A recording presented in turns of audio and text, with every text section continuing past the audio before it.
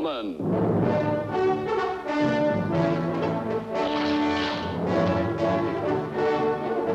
Starring Chuck Connors.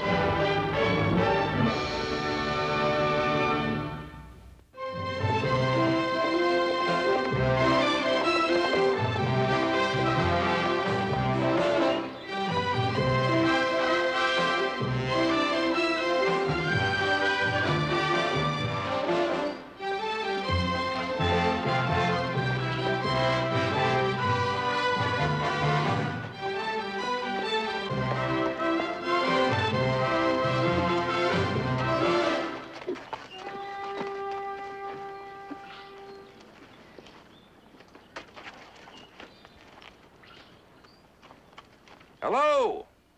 Hello, the house.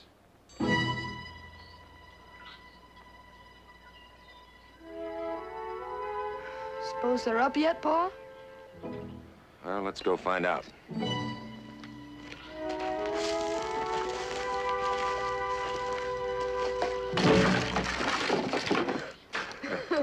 Somebody home?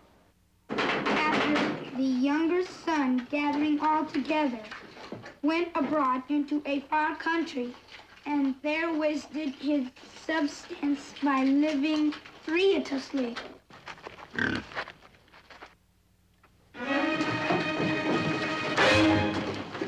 What was that word you just read? Living riotously. That's riotously.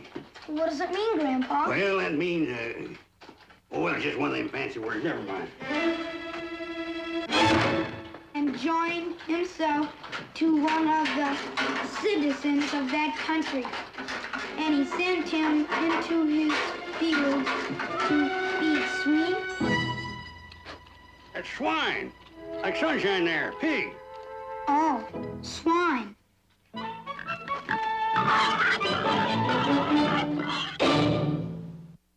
And he would fain have filled his belly with... Just a minute, Woody. Hello, Luke, come on in. Hi, Mark. Bud. Hope we're not interrupting. No, to recess time anyway. I was just teaching Woody a new word. He's that word swine. That was a nice word for a pig, and they started calling human beings swine. Then they ruined the word as far as an indecent pig was concerned. Oh, I bet you came to get your Rihanna. By Jove, I ain't got it finished yet. Give me that Rihanna, will you? Braden, it's an art, Mr. Fogarty. I can wait. How'd you learn to make it, Mr. Fogarty? I learned that when I was guiding General Fremont up in Idaho. What happened, Grandpa? What happened? Well, sir, it was a mighty drowsy trip across this desert. We had to fight them Oglala and Sioux war parties day after day. It was terrible. And then we come to this real deep canyon. We had to get across or die. We didn't have any way to get across except we'd save back a few green hides. And when it comes to learning to braid rawhide or lose your scalp, man learns to braid rawhide pretty fast, and he never forgets it either. You get over all right? Well, I'm here, ain't I? Still got my hair, too. Mr. Fogarty, we're going into town later. Can we pick up any supplies for you? No, thanks. All my own supplies. Always have and always will. All right, maybe we'll see you later then. Yeah, I'll try and have your Rihanna ready.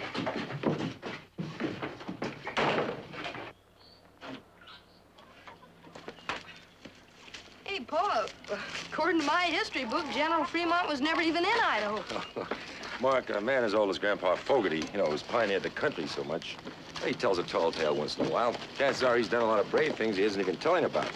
Suppose that's why they keep on moving around so much? How do you mean?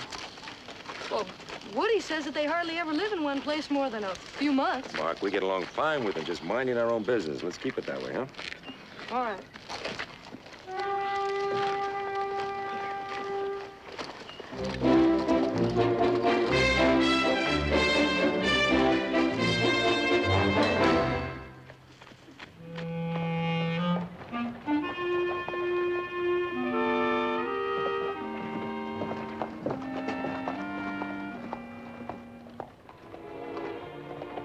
Good morning.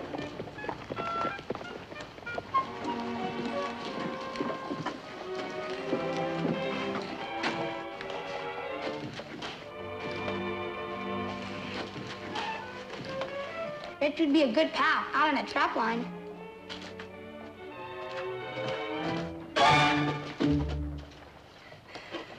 Are you all right? Of course I'm all right. Woody, you come on in here with me. We got to get you a new pair of breeches. Throw you in a rag bag first thing you know. Come on. Come in, Grandpa. What can I do for you, Mr. Fogarty? Pair of breeches for the boy. We don't see enough of you, Woody.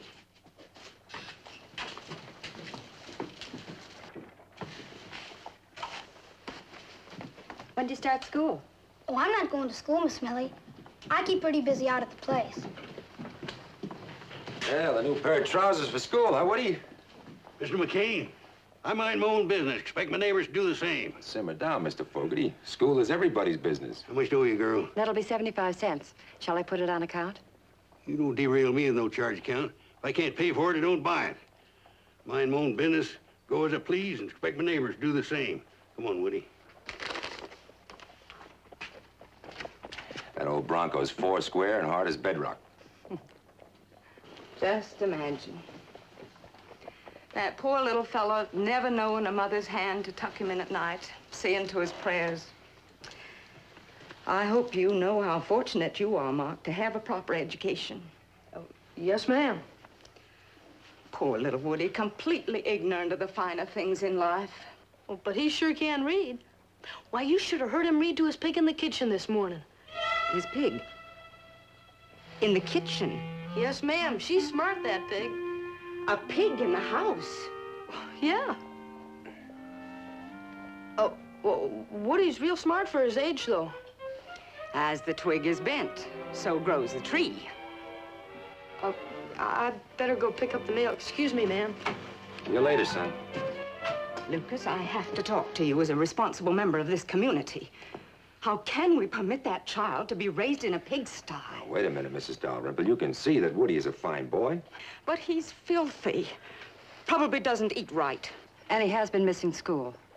Now, look, they haven't had a chance to settle down yet. You get... Lucas, you're head of the town council. I know I'm Look, head of we the... all have to do our best to help that child. Lucas, you as a father should be the first one to realize that. Mrs. Marshal Torrance. Marshal, something has to be done about that poor little Fogarty youngster. I don't know. He seems like a normal boy to me, just dirty, hungry, and curious. Before that boy is absolutely ruined, he must be placed in a proper foster home. Grandpa wants to be left alone. I know. Then he must be made to understand it's for the boy's own good. Maybe just until he gets his place fixed up and livable. Mrs. Dalrymple, you don't know Mr. Fogarty. You better let him figure this out by himself. Lucas, now is your chance to help another boy. Just as you would want Mark helped if he were in need. Grandpa Fogarty's not too far out from the time every man was his own law. No ifs, ands, or buts about it, gentlemen. I'll do my duty, and I expect you to do yours.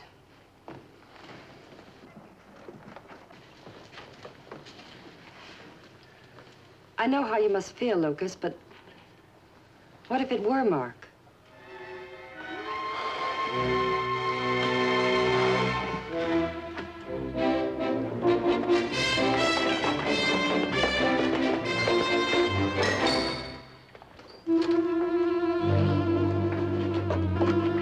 Hey, Grandpa, it's Mr. McCain and Mr. Torrance.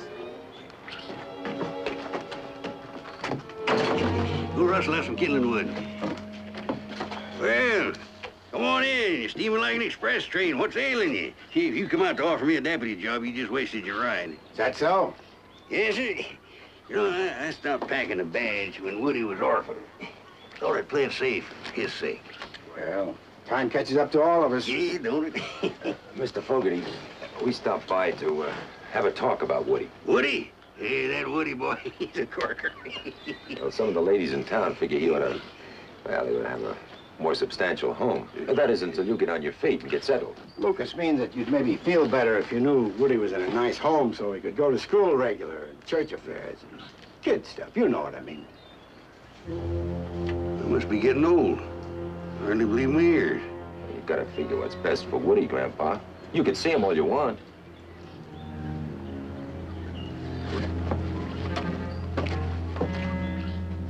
Lucas McCain always trusted you as a friend. I'd be a poor friend if I didn't speak my true thoughts, Grandpa. Well, now, Mr. Fuss and Feathers, you just listen to me. That boy ain't living on charity, and there ain't nobody gonna make a grub line coyote out of him. There's a lot to be learned from poverty. Learning what's necessary and what ain't. Now, Woody's learning how deep he is, how strong he is, and how to depend on himself. How necessary it is to work to live, and how he can be proud of the work he does. He don't see me as scraping in the bound to nobody for crumbs or leftovers.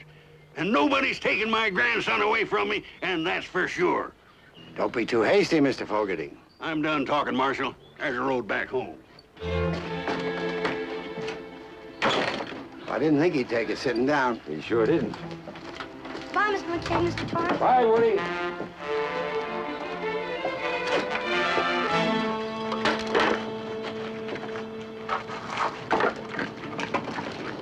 You gonna have enough boards, Grandpa?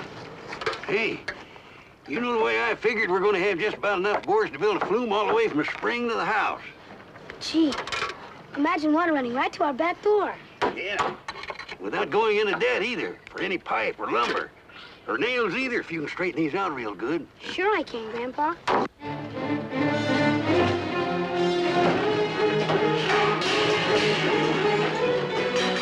Hey, Fogarty! Who's that, Grandpa? Yeah, more nosy neighbors, I reckon. Time was when a man could have some peace and quiet around here. You just keep on working, I'll go and get rid of them. Yes, sir.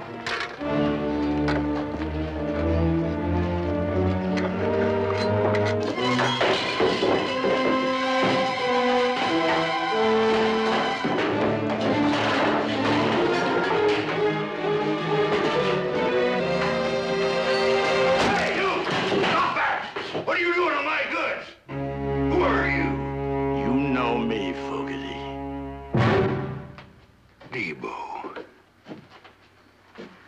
Debo Lee. Once a bum, always a bum, huh? Ha. You give up hopping freights and getting in people's way? They sentenced you for life. I changed that sentence. Like you changed my plans for the Pacific Express some 5 years back. You broke out. And that took some doing.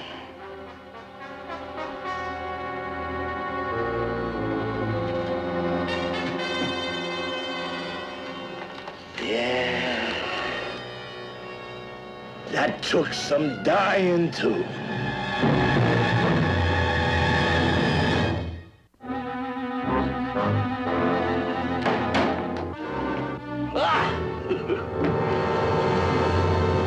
You know, with all that money, you could have it a little fancier around here. Hey, you ain't spent it. I never had it to spend. I sat in a wet stone cell 5 years thinking about that money. And that 5 years, that made me kind of careless about human life. Now, you just tell me where it is. That's simple. I've told sheriffs, soldiers, treasure hunters, railroad bulls, and I'm telling you, I never had that money. You're the only one could have touched it. Oh, you're gonna lose your old age holding out my money. Now, you listen to me. When you dynamited that train, I was a bum riding the rod. I never knew anything about that money then or since. And I'm telling you like I told everybody else.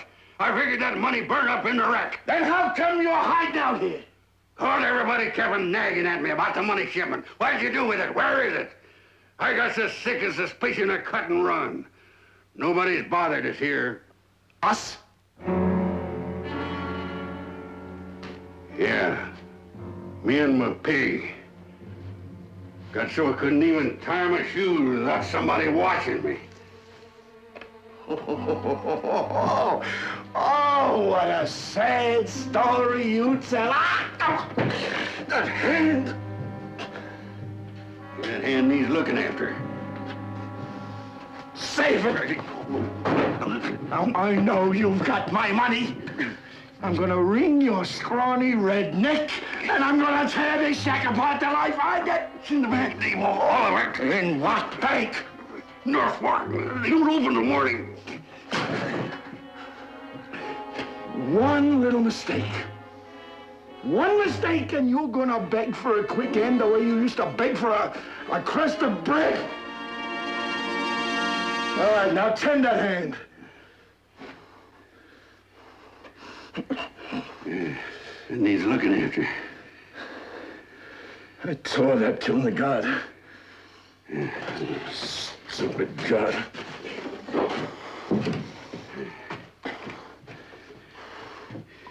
Cut! It's a good sign for stings. That's good whiskey you're wasting.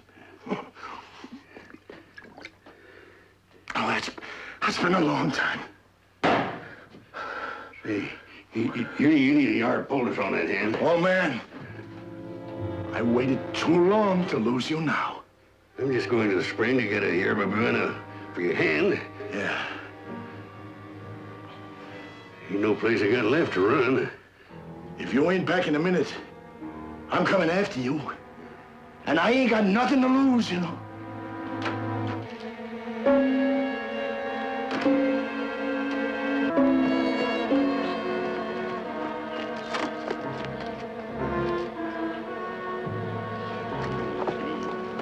Woody! Are you darn fool, kid? You can't even straighten nails unless I'm watching you every second. I tell you, and you never learn nothing. I could take them apart, Grandpa. I'll put everything back just like it was. Oh, it's all wasted. You won't even help me build a flume. You're the most no-good kid I've ever seen.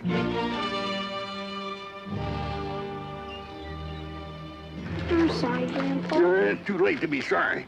You and me's come to the parting of the ways. You go on your way and I'll go mine. But, Grandpa, I ain't got no place to go. The Marshal and McCain, them do-gooders in town, they want to set you in the lap of luxury. Go on into them. I won't do it again, Grandpa. I promise. Just don't talk like that. I love you, Grandpa. Hey, you scat out of here. I'm sick and tired of you weighting me down like a millstone around my neck. Go on into McCain and them others. They'll baby you and spoil you rotten. Go on. Well, all right. All right, I'll find me a place. A place where there ain't a cranky old man yelling at me day and night. Go on. You and your old water flume. I ain't never coming back. You hear? I ain't. Go on. Get off my property. I ain't never coming back. You ain't worth it.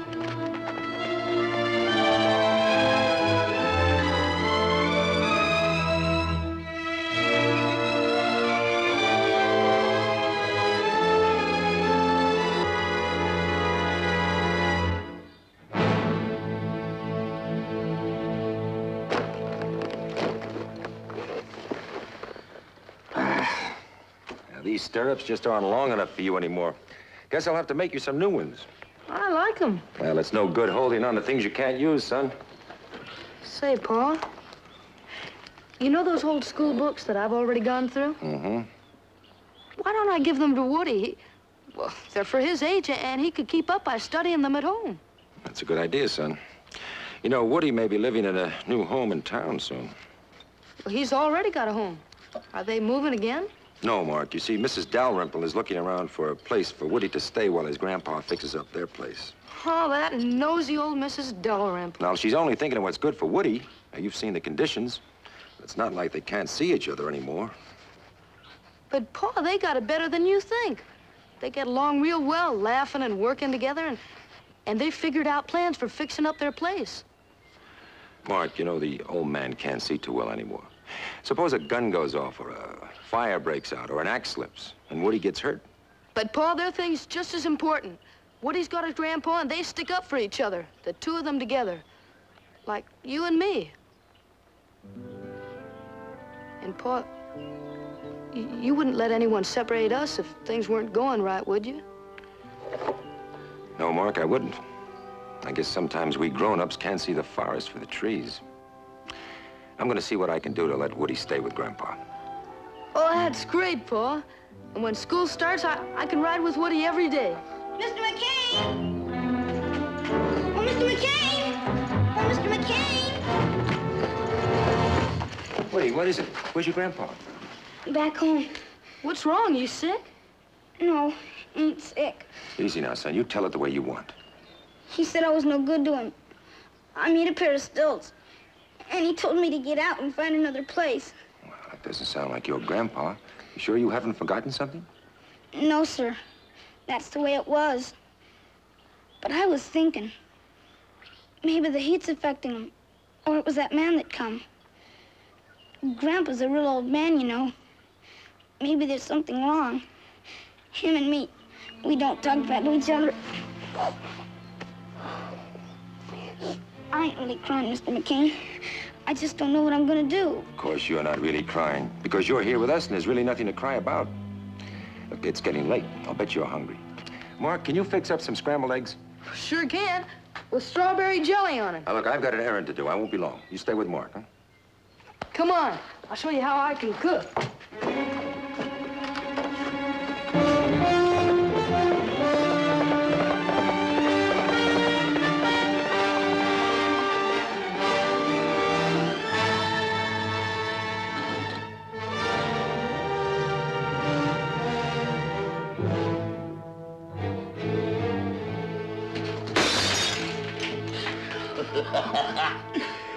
Ah, you old beggar.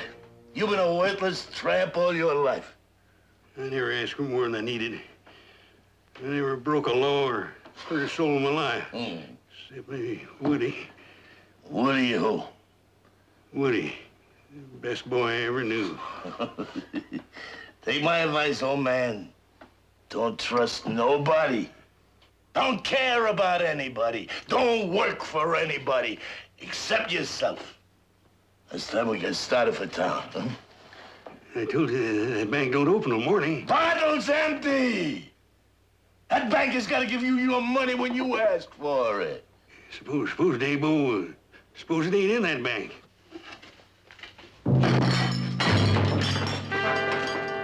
Old man, I'm getting sick of you and your foolish ways. Who is that?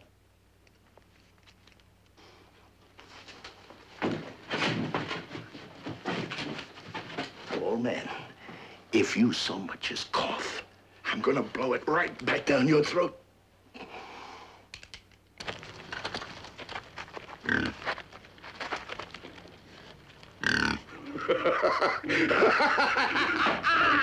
There's the pig coming back to say goodnight. Come on, let's go. All right, hold it. Grandpa, you hurt? Hurt? No, I'm about to say anything. I gotta go find Woody. Don't worry, he's in good hands.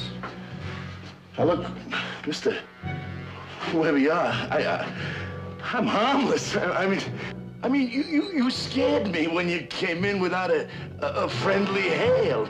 My old Fogarty there and I, we're old-time partners, so to speak. Luke? You all right, Luke? I'm all right, Grandpa.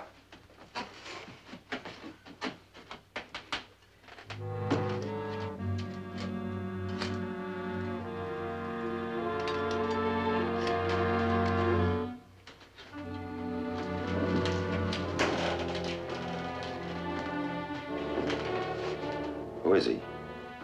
You can take me to Woody, and I'll tell you all about it.